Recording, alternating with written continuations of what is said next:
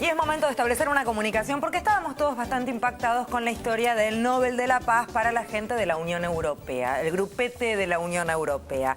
Tenemos un experto en política internacional, se llama José Nathanson, y estamos en comunicación con él para que explique un poquito cuál es el criterio, si es que él lo puede explicar, acerca del porqué del Nobel de la Paz para la Unión Europea. José, Fede, ¿cómo va?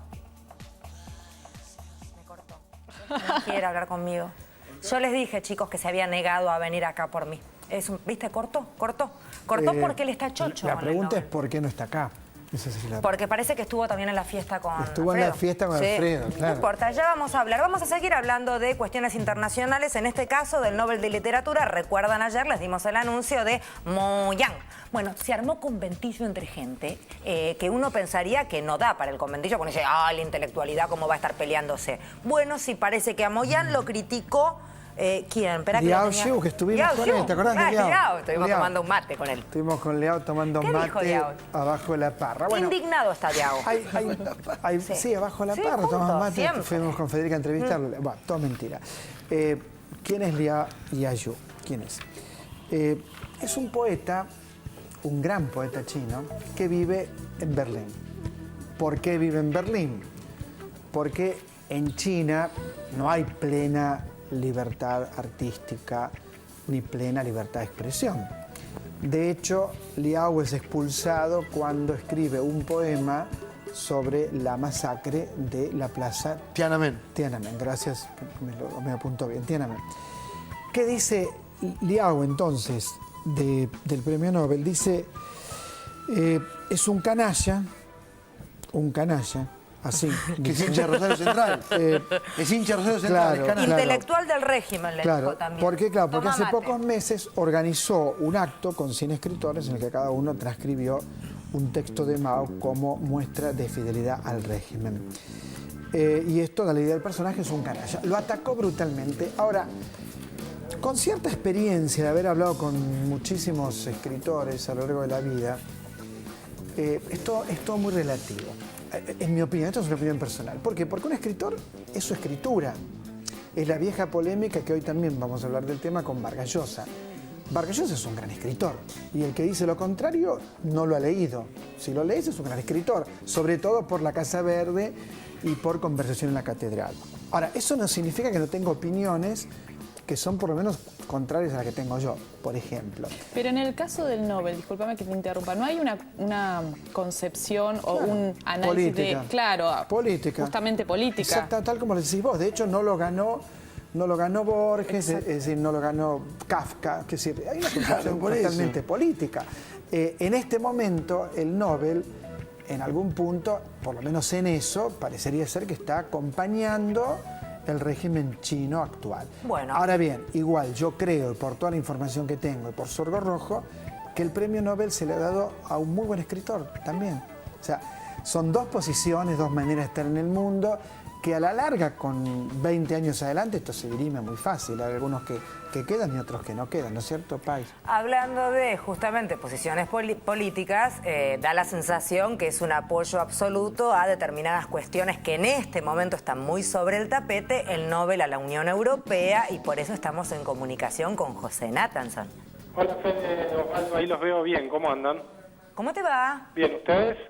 Bien, bien. A ver, ¿cuál es tu opinión, Josecito, con el tema Nobel de la Paz, Unión Europea? Escuchamos atentamente. Mira, es raro, la verdad que es raro. Hay que entender primero que el Comité Nobel que entrega el Parlamento Europeo, en este caso, el Parlamento Noruego, en este caso el Nobel de la Paz, ellos por un lado tienen que premiar, según el legado de Nobel, digamos, tienen que premiar a alguien que haya hecho una contribución permanente a los valores de la paz y la no violencia en el mundo, etcétera, y al mismo tiempo tienen que mantener vivo el valor del Premio Nobel de la Paz. Entonces, ¿qué hacen? Cada tanto se lo entregan a algún luchador anónimo de algún país tercermundista y cada tanto se lo entregan también a alguna figura internacional porque es la manera de mantener vigente y de mantener la gravitación y de sostener y de consolidar la gravitación de este premio que sigue siendo el premio más importante a la paz que hay en el mundo, digamos, ¿no? Que hay otros. Entonces, un día se lo dan a Amnesty Internacional y al otro día se lo dan a esta luchadora birmana que lucha contra el régimen militar que hay en Birmania hace 50 años y cuyo nombre nadie conoce hasta que no le dan el Nobel, digamos, ¿no? Lo mismo acá, qué sé yo, en el proceso lo entregaron a Pérez Esquivel. Entonces, digo, por un lado hay que entender, me parece, la necesidad del Comité Nobel de la Paz del Parlamento noruego de mantener la vigencia del premio y de ser como en algún sentido como medio una especie de equilibrio. Que Reagan ganó el premio Nobel por sus diálogos con Gorbachev para, digamos, desmilitarizar Europa Occidental y terminar de firmar la paz posguerra fría, digamos. Ahora, no José... que a Reagan, que tuvo una política militarista, etcétera, le dieron el Nobel de la Paz. Bueno, qué sé yo, digo, hay que entender, me parece, también esa necesidad, ¿no? Pero una pregunta, José, una pregunta.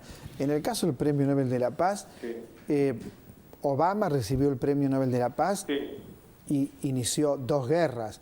Ahora es como Obama si lo recibiera... Obama las continuó, digamos. Bueno, perfecto. Es como si ahora lo recibiera Angela Merkel, con todo respeto hacia Angela Merkel. Ahora, la pregunta es, ¿qué tiene que ver con la paz este premio Nobel?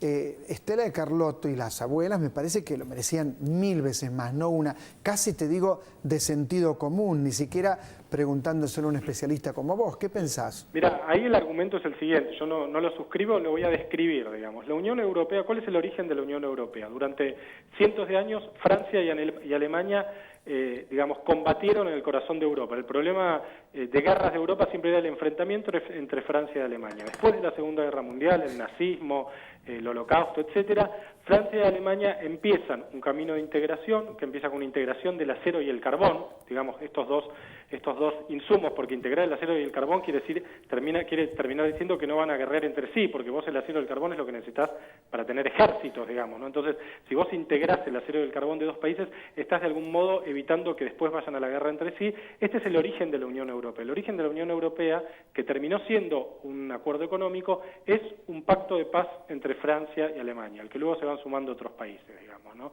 Entonces, este es el sentido original de la Unión Europea cuando empieza después de la Segunda Guerra Mundial. Esto es lo que argumenta el Comité Nobel a la hora de darles el premio, digamos. Un continente que había durante largos siglos estado en guerra, hace 50 años que no tiene ninguna guerra, que es un continente de paz, como resultado del proceso de integración europea. Este es el argumento, no digo que esté bien, que otro lo merezca más, no, simplemente estoy describiendo y tratando de explicar las razones y los motivos que orientaron al Comité Nobel a darle el premio a la Unión Europea. José, Mariana, ¿cómo estás? ¿Qué haces, Mariana? ¿Cómo va? ¿Crees que se ha devaluado un poco este premio? No, me parece que siempre está evaluado. Cuando se lo dieron a Obama era ridículo porque Obama recién asumía. Entonces decís, ¿por qué le dan el premio a un tipo que, digo, uno puede pensar, hará bien las cosas, hará mal las cosas, pero todavía no había hecho nada? Porque no, prometió lo de Guantánamo que estamos esperando todavía. Bueno, por eso, ahora seguramente no se lo podrían dar. Pero digo, qué sé yo, se lo dieron a Arafat y a Rabin en Israel, digamos, que firmaron un proceso de paz que finalmente fracasó. Se lo dieron a Amnesty o a UNICEF. O sea, en este sentido yo estaba repasando la lista, son como muy variados los premios, a veces se lo dieron a la Cruz Roja 3 veces, o sea, son variados, entonces, qué sé yo, creo que por un lado hay que digamos, está el argumento del origen de la Unión Europea, y por el otro lado hay que entender que el mismo Comité Nobel tiene la necesidad de preservarse a sí mismo, entonces no se lo puede dar siempre a luchadores desconocidos de países tercermundistas. Ahora, José, ¿cómo te va, Martín? Escúchame, pero espera, si yo no tengo malentendido, Europa forma parte de la OTAN y también forma parte, en las Naciones Unidas, con los cascos blancos, de un montón de misiones supuestamente de paz, digo, ejército de Bélgica, de Italia, de España, de Francia, y no digamos, eso no es, como dice, que le dieron el premio, le dieron porque la paz, la democracia y los derechos humanos. Lo que pasa es que hace referencia a lo que decía José antes, que era al proceso de paz posterior a la Primera y Segunda Guerra Mundial. O sea, es como, siempre es como para atrás, ¿no? Pero es incoherente porque forman parte de ejércitos megacontinentales que justamente lo que no hacen, por ejemplo, en Medio Oriente son los de respetar los derechos humanos. El premio no se lo dieron ni a la OTAN ni a los países de Europa, no se lo dieron ni a Alemania, ni a Francia, ni a Inglaterra, sino que se lo dieron a la Unión Europea. Yo lo que entiendo es que es un modo de premiar el proceso de integración europeo. Y el proceso de integración europeo es en efecto un proceso de paz. digamos. De hecho, en la Unión Europea hay países que son parte de la Unión Europea que no son parte de la OTAN. Tenemos algunas ex-repúblicas soviéticas que fueron parte del Pacto de Varsovia, o sea, es otra cosa, digamos. Entonces, uno le puede parecer ridículo, sobre todo en un momento en que la Unión Europea es sinónimo de ajuste, de crisis económica, de lío, de protesta social, etcétera. Ahora, el motivo por el cual el comité lo hace es por premiar, efectivamente, hace 50 años, que en Europa Occidental no hay guerras, digamos, ¿no? Francia y Alemania han hecho una pacificación que es importante y es ejemplar, qué sé yo, para la historia del mundo, digamos, si uno mira todo lo que pasó antes de la Segunda Guerra, digamos, la Segunda Guerra para atrás. Bueno, este es el sentido, yo no digo que esté bien, digamos, estoy tratando de explicar, es el sentido del Comité Nobel. Ahora, qué sé yo, también se lo podrían haber dado, qué sé yo, a un luchador de África, se lo dan, se lo dieron al de Yemen, a esta mujer de Birmania que se hizo la película, que seguramente Osvaldo vio, que era bastante buena, ¿no?, que ganó el Oscar, me parece, ¿no? El Oscar de película extranjera. Estoy pensando con la computadora que tengo en la cabeza, pero no la tengo. Pero una película basada en la historia de esta luchadora birmana contra el régimen militar birmano. Sé de lo que hablas, pero no recuerdo. A otros, digamos, luchadores de otros países equivalentes a las abuelas de Plaza de Mayo, digamos. Acá se lo dieron a Pérez Esquivel, en su momento a Saavedra Lamas.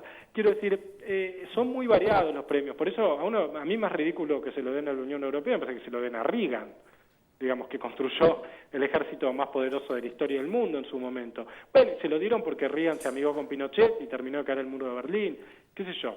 Es opinable, es opinable. Clarísimo, José. Muchísimas gracias por haber charlado con nosotros. ¿Fuiste a la fiesta anoche? No fui a la fiesta. La verdad que tampoco me invitaron, pero voy a ir el lunes porque me pidieron que reemplace a Zayat, así que el lunes nos vemos. No, al Negro Vázquez. Al Negro Vázquez, correcto. ¿Qué tiene otra fiesta, Negro? Pero no está bien estar de fiesta en fiesta. No, les va a hacer mal. Les va a hacer mal, tendrían que estar acá laburando. Y comenzó el fin de año, ¿viste? Nos la pasamos trabajando y sabemos que hay que trabajar. Nosotros laburamos. Todo el tiempo, responsablemente. Y nos encanta, estamos muy contentos de estar acá constantemente. Como corresponde. Muy bien, gracias. Aún rotos. José, anda, tómate algo para el hígado, por Sin culpa, José. Tranqui, que no sea nada. Vamos a hablar ahora de una protesta, hablábamos de la Unión Europea. Bueno, vamos a ver de qué forma protestan en España los médicos. Vamos a ser creativos, dijeron. ¿Qué hicieron? Bueno, un personal de un centro de salud en Granada, se llama, yo te digo, acá esto tenía, Send, es un lugar de Stan Saidín. Dijeron, vamos a hacer una protesta como si estuviéramos en Village People. E hicieron el YMCA famoso, con una letra ad hoc que dice así. A ver. Basta. No nos van a callar jamás. Basta. Una crisis mundial no es nuestra. Es fuerte de poder el dinero contra el hombre. No sé cómo entró el hombre. Ahí. Basta. Ahorros en sanidad jamás. Basta. Sanidad universal para todos. Mejorando salud, menos coste sanitario. Y salieron a la calle. Te salió muy bien, muy bien. Y traté de meter la métrica lo mejor posible. Bueno, muy buena la foto. Aparte ensayaron, se nota que practicaron. Bien, bueno, y original, muy original. Me gustó. Lo que digo, a través del chiste quiero decir que, entre otras cosas, que recortó Rajoy, recortó 10.000 millones de euros que se usaban para la salud de los indocumentados en España.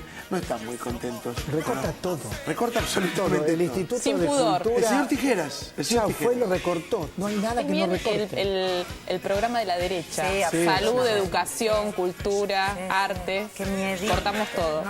Pero además digamos, pone el país en una situación de protesta todos los días.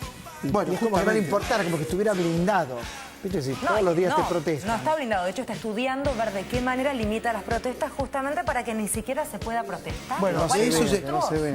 esta propuesta está en el marco de un montón de protestas que vienen trayendo hace un tiempo largo. Sí, la verdad es que les pondero el espíritu realmente porque estar en ese contexto y tener el ánimo para seguir intentando desde el humor hacer una crítica vale doble, me parece. Exactamente. Vamos a hablar ahora de algo que de gracioso no tiene nada. La verdad es que es muy impactante ver lo que sucedía en un ámbito universitario. ¿En qué contexto? En el Perú, estudiante argentina, y sucedía esto que vas a ver retratado por un noticiero. Vamos a verlo primero, después charlamos.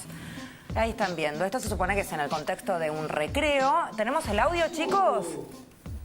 Y es la chica que está siendo agredida, es argentina, Daniela, y quien le pega es peruana. Sí, Daniela Verónica Cavalucci es una estudiante. Un teléfono celular muestran el preciso momento en que una ciudadana argentina es víctima de xenofobia por parte de una de sus compañeras de clase. Las violentas escenas se llevaron a cabo en la Universidad San Luis Gonzaga de Ica, con sede en la ciudad de Chincha. La agresora fue identificada como Daniela Soledad Mazuelos Escalante, quien, según testigos, se comporta de esta manera por no querer estudiar con una extranjera ni compartir su territorio. En sí, textuales palabras han sido: yo no quiero que estés en mi facultad porque tengo derecho como peruana a que no haya extranjeros en mi facultad, y que en ese momento no poseía un arma blanca, un cuchillo para borrarme la sonrisa.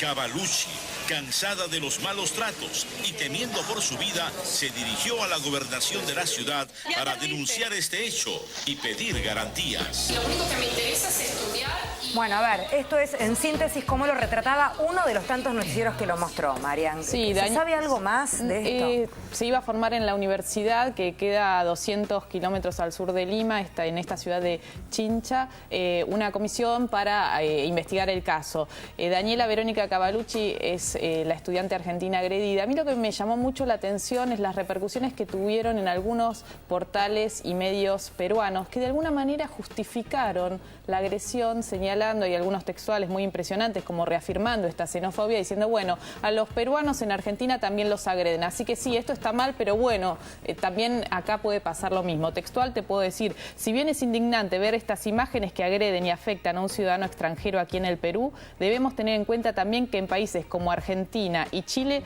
hay un rechazo hacia los peruanos. Esto en un portal de noticias se reproducía, con lo cual me parece que no es más que incitar a este tipo de actitudes que por supuesto son sumamente repudiables y esperemos que no se repitan, sobre todo por la seguridad. Tenía mucho miedo Daniela, es estudiante de ingeniería biomédica, y decía que en el marco del estudio se utilizan instrumentos que pueden ser filosos y que tenía miedo incluso de resultar más herida, ¿no? Claro. Y además no es cierto que los peruanos se los agreda. Aquí me parece que habrá algún facho racista, pero claro, no es lo común. Que hay comentarios racistas, sí, anda a una cancha de fútbol y vas a ver las barbaridades que se gritan, pero eso no es justificativo para tener ese tipo de actitud en ningún ámbito, y creo que todos los que estamos medianamente bien de la cabeza los repudiamos siempre y los condenamos. Y Argentina tiene una política de inclusión de los extranjeros, de los migrantes, sumamente amplia, de una ley que se promulgó durante el gobierno de Néstor Kirchner, que realmente el Patria Grande se llama, le dio la posibilidad de tener la residencia legal a inmigrantes de países como Perú y como países vecinos, realmente muy importante. Es una de las leyes de inclusión de migrantes reconocidas en el mundo por su... Por lo inclusiva. Exactamente. Y por lo amplio. Sí, absolutamente. Eso es cierto también. Absolutamente. Gracias, Marian. En el bloque que viene, Ministerio de Desarrollo Social de la Nación, vamos a hablar de la cooperativa Tec Gente, que se arma en conjunto. 4 cooperativas trabajando todos para el mismo lado. Súper interesante. No te vayas.